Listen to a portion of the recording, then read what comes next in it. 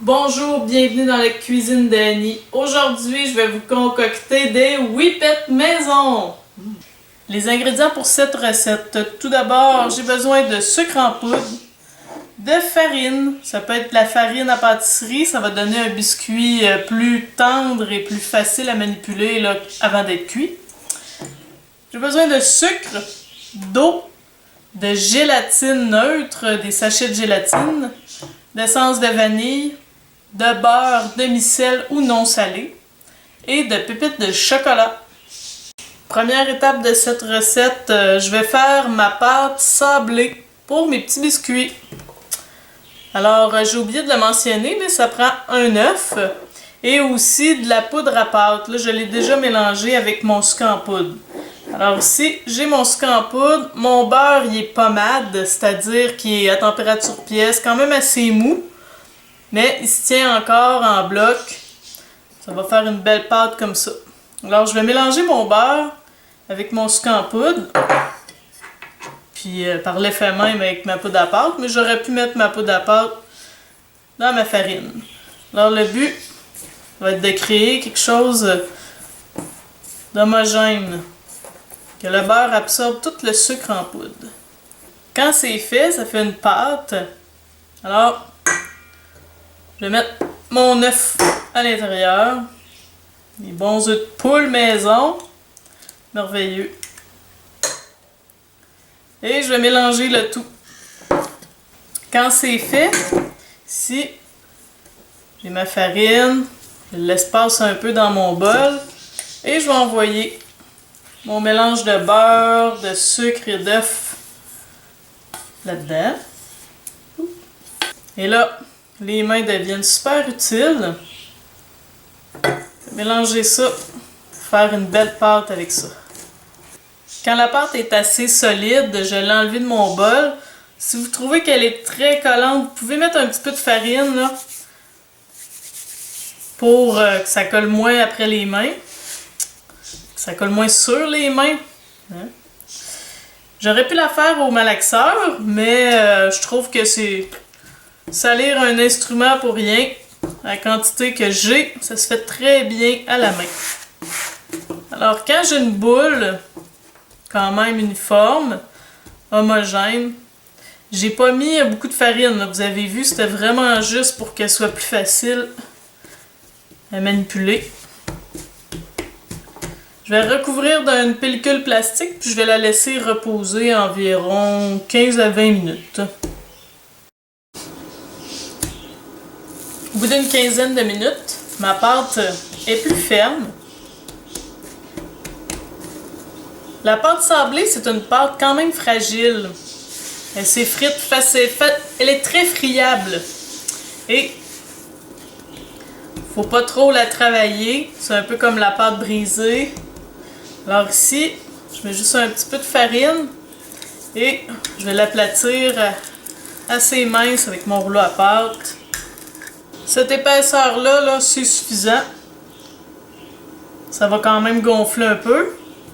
Et là, avec un emporte-pièce ou avec un petit verre, je vais couper mes morceaux pour faire des super fonds de biscuits. Alors voilà, j'ai réutilisé mes retailles une deuxième fois en reformant la boule.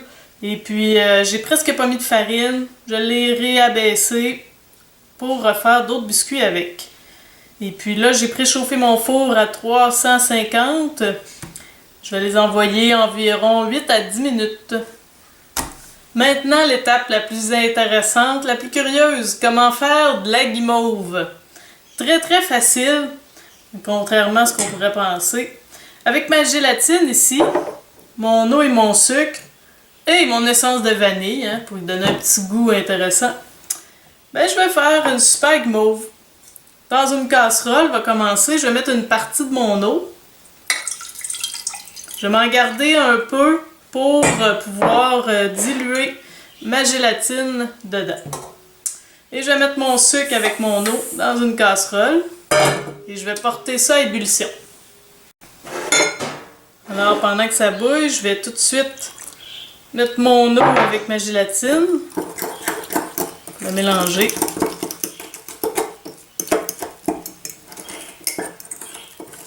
vais l'envoyer dans mon malaxeur, dans mon bol de malaxeur tout de suite. Au bout de 8 minutes, mes biscuits sont prêts. C'est pas des biscuits qui grossissent beaucoup, ils deviennent pas très dorés non plus, mais c'est correct comme ça. Juste en dessous, là, je le vois qu'ils sont prêts avec la petite couleur qu'ils ont pris. Alors c'est suffisant.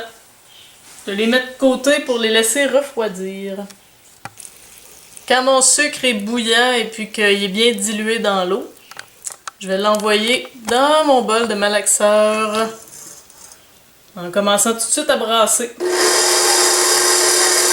C'est sûr que ça irait mieux si je le montais. Je l'envoie en filet.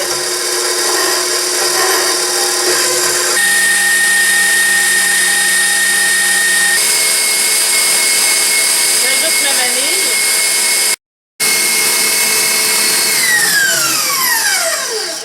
Vous voyez, plus je fouette, plus ça devient mousseux et blanc. Puis en refroidissant, ben, ça va figer peu à peu. Mais je vais continuer à fouetter jusqu'à temps que j'ai ma texture voulue.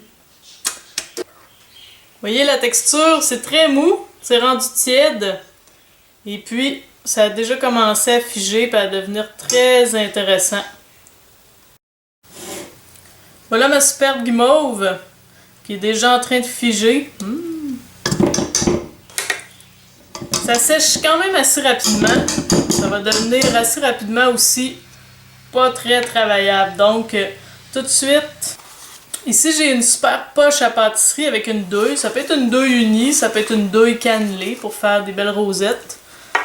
Là, je vais envoyer ma guimauve dans ma poche.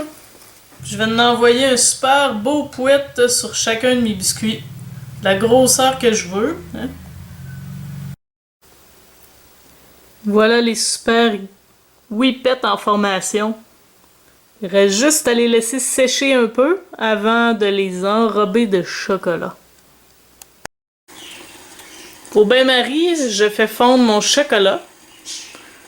J'en mets une assez grande quantité pour pouvoir tremper toutes mes whippets à l'intérieur. Quand mon chocolat est bien fondu, bien coulant,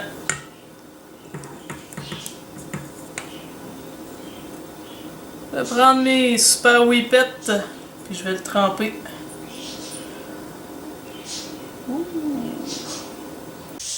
Quand ils sont terminés de tremper dans le chocolat, avant que le chocolat soit figé, là, je peux ajouter une petite touche de noix de coco grillée.